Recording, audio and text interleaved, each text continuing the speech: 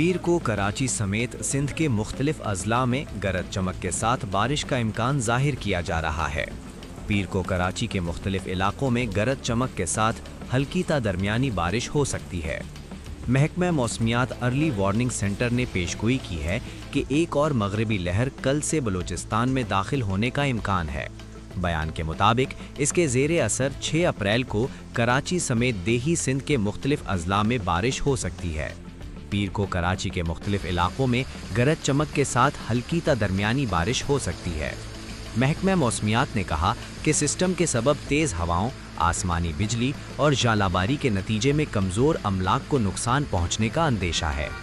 ख्याल रहे कि 2 अप्रैल को भी शहर भर में मूसलाधार तूफ़ानी बारिशों के नतीजे में बहुत नुकसान हुआ था, जबकि महकमा मौसमियात की जानिब से 4 अप्रैल तक बारिशों की पेशगोई की गई थी।